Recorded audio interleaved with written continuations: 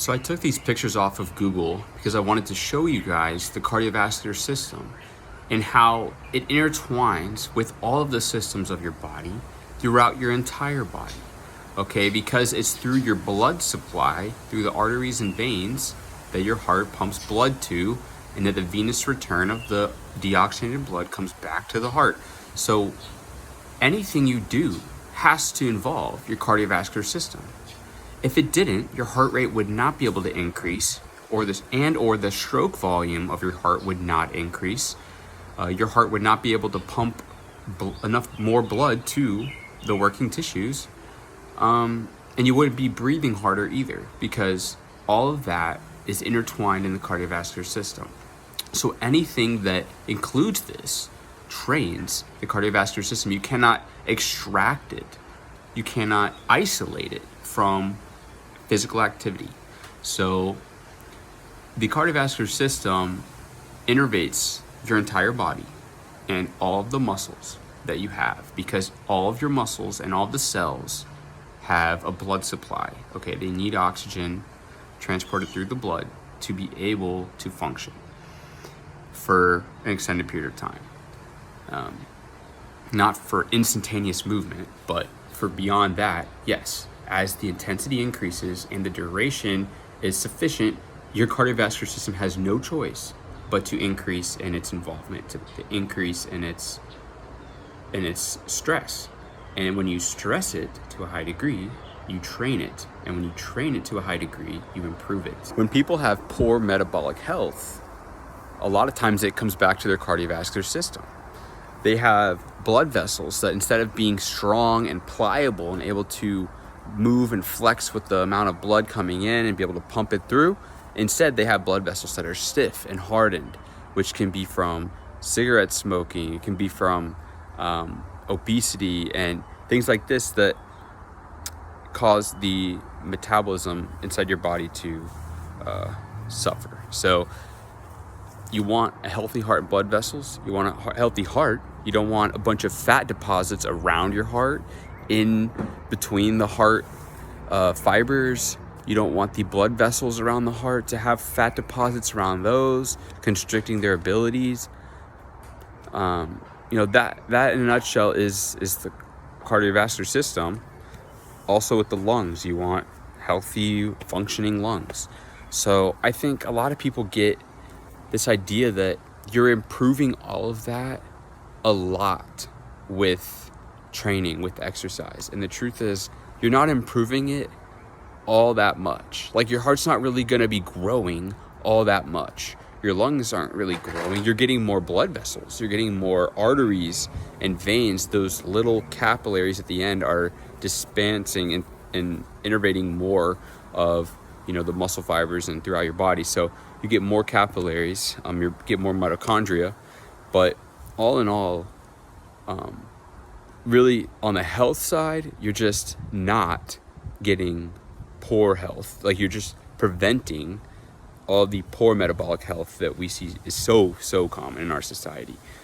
So just remember this when you're thinking about your health of your body and your cardiovascular fitness. Those are intertwined, and really, if you're fit in this way, you are also healthy. And if you're healthy, there's some fitness there too. So if you don't have that, then you're not going to have the other. If you don't have cardiovascular health, you certainly aren't going to be fit at all. So you're going to have this to a healthy degree, provided you don't live a extremely sedentary, overly eating too many calories, not enough nutrition density, things like this in your diet. So as long as you live an active life, you shouldn't have a poor cardiovascular health.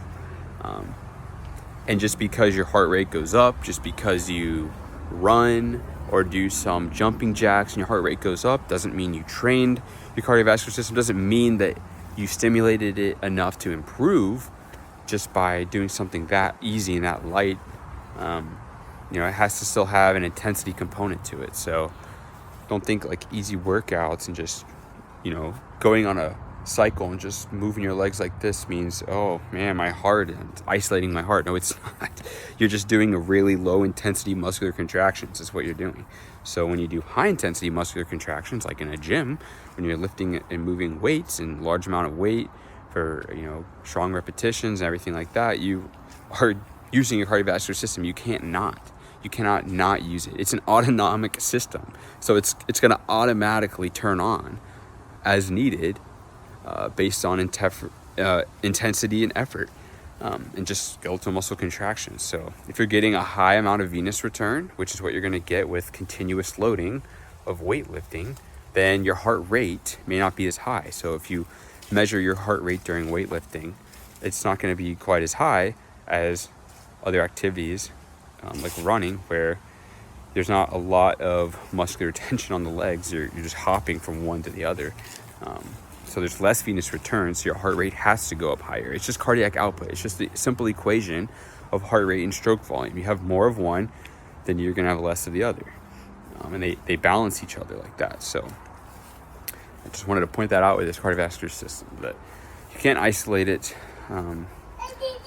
Some people's weight training routines may not adequately stimulate their cardiovascular system, but that's not a reason to add in some other form of activity. Really, that just means you need to correct and adjust your weight training routine, which I recommend your sets taking between 1 to 2 minutes, and you take them to muscular failure. How else do you know that you stimulated your muscles and your cardiovascular system and all of the components within them to stress them enough to grow, to adapt? You don't know what the threshold is. So that's why you say train to failure, so that you cross the threshold of whatever it would take to stimulate adaptations and improvements. Of course, you want to train specifically for a certain activity, then you need to do that activity. So I wouldn't rely on weights to get you better at running or swimming or biking, anything like that. If you're trying to compete in those, you need to do those specific activities. There's research studies that show that with the VO2 max, they will use one side of the body, use the right arm, train that, and then they'll not train the left. And then they'll find that the right arm, when they use that in their VO2 max test, that there was an increased VO2 max. And then they use the left arm, there's not. So there's a lot of what people think are cardiovascular improvements, or really they're happening in the periphery, they're happening in the muscles themselves.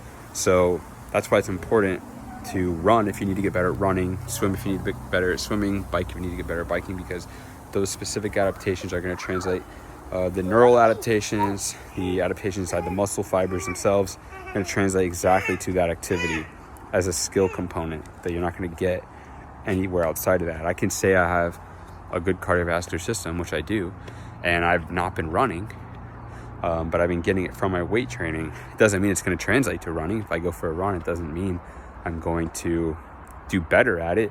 I would have to run to do better at running.